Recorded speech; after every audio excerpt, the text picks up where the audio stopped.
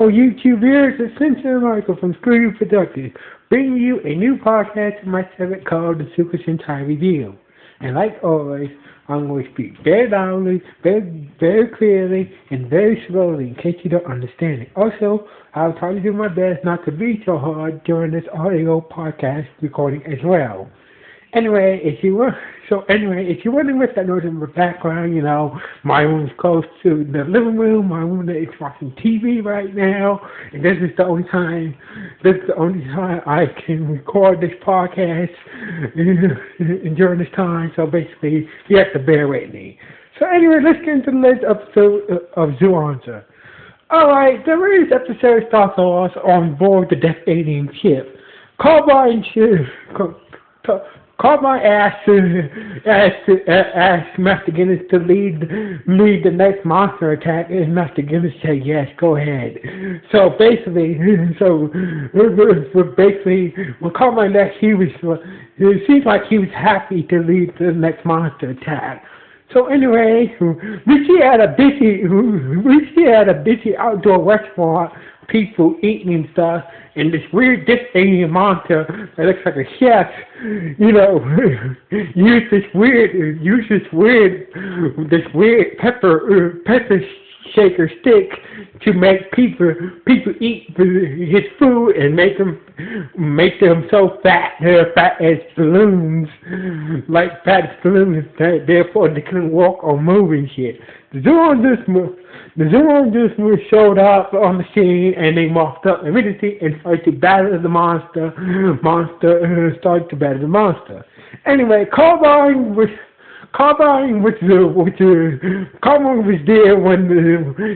to witness the fight between the Zyuohger and his monster, but he was testing out the hand that he got to Bungley,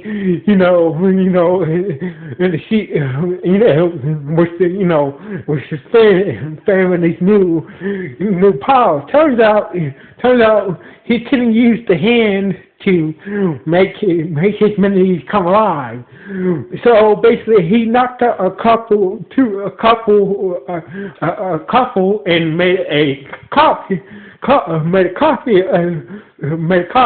one of the couples and tried to read that copy's memory as well. But turns out it doesn't work that way. So basically, Carmine used a memory from the person that he made a copy of, and made an image of somebody. So anyway, the monster, the Zyuohger and the monster were fighting for at least 3 minutes, and that's when the monster said, "Oh, let me split." So basically, the monster disappeared. So they all demorphed and went around and squared to see if they could find the monster. So anyway, Selma and Arma were searching to the monster, but as usual, Arma saw this little wagon full necklaces, and she wanted one, but she didn't have the money. Then some guy and some force showed up and bought the necklace from the stand is for armor, but the guy says, "Oh, this necklace looks better on you to Selma." So basically, the guy drove off, and Armor just took the necklace just like that. But Selma was like, "Wait a minute. We don't take anything for strangers. We don't even know this guy." So basically, Selma followed the guy to wherever he was going. Turns out the guy in the festive force car was not rich. Turns out he was just a construction worker. So basically, Summer felt kind of way, felt bad in a way. You know, you know, felt kind of like, you know, kind of glad in a way he's not a rich boy jerk. He was just a honest, hard-working Joe. So anyway. So anyway, Selma tried to, when the guy got off to work, Selma tried to get the necklace back to him, but this animator shoved up and started to attack, But basically, Selma was about to morph up, but the guy named Wendy, you know, got in the way of got in Selma's way, and the monster is not knocking him out and disappeared again. So anyway, like, you know, Selma said, like, you know what, I'm gonna keep your necklace after all. You did put after you tried to save me and whatnot. So anyway, meanwhile, back at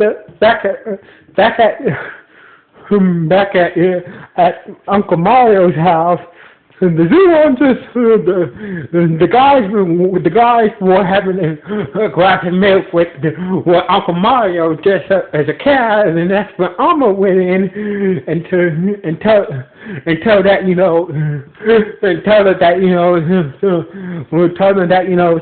someone was with some dude, and they were shocked to hear that, and like, what dude, you know, bought her a necklace and shit, blah blah blah, you know, telling him about Alma and his dude Winnie.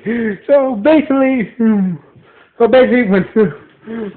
when Selma came back, you know, she was like, you know, she could have stopped thinking about Winnie, so she went back out. So this time the others followed her, like, you know, follow Selma and Winnie, they were having a kind of date. Had on a kind of date. But before that happened, turns out Wemmy is just an image created by Carmine by using Bungley's hand. So basically, he's just an image created by Bungley's hand used by Carmine and shit. You know, to by the Terry Summer against the others and shit like that. So anyway, the others confronted Selma, you know, tell them that the reason why they was father, you know, make sure this guy is not who he says he is. So Selma got very pissed off and punched Leo and stuff and told her to back off and leave me alone. And her and Wimmy, you know, went off together. So anyway, they got to some boardwalk and they started to talking shit, blah blah blah. What happened between her and her friend? So that's when we told Selma the truth that, you know, on the call all this, you know, this whole time I was just playing you.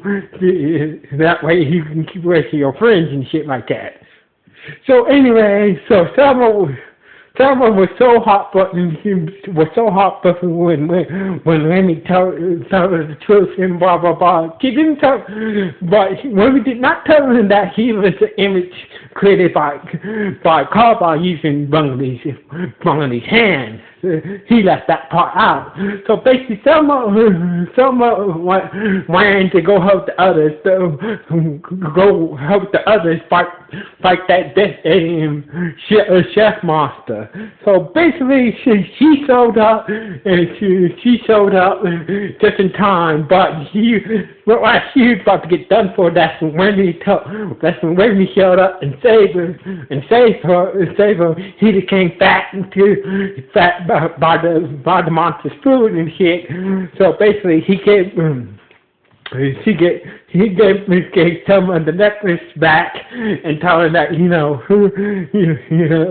I get lied, but I do have feelings for you, So basically, the next monster is him falling like a fucking baseball bat, like a baseball, and that's when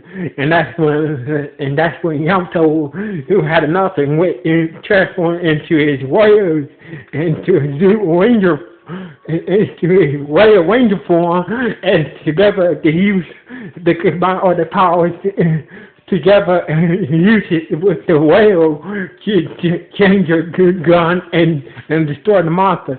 And as usual, Naruto Carbide told Naruto to go down and make the monster grow. Naruto beat down, made the monster grow. So basically, they summon the Zoans summon all the Kizords and for while Tosa Decker King, while they was battling, Carbide was like, how come you didn't did what I told you to do? He's like, and when he was like, I may be an image, but I still have willpower, so if you could suck on that. So basically, it's all right. Oh, I see now. Okay, and he used Bungley's hand to delete him. So anyway, so the Rangers used the ultra finish to destroy the chess monster, and this is how it saw the chess monster, and a few minutes later back at Uncle Mario house, we see Alma and Selma eating cake and shit while the boys, while Yamato and the other boys, kept their distance and shit, they didn't want. It turns out Selma, when Selma's mad about her and she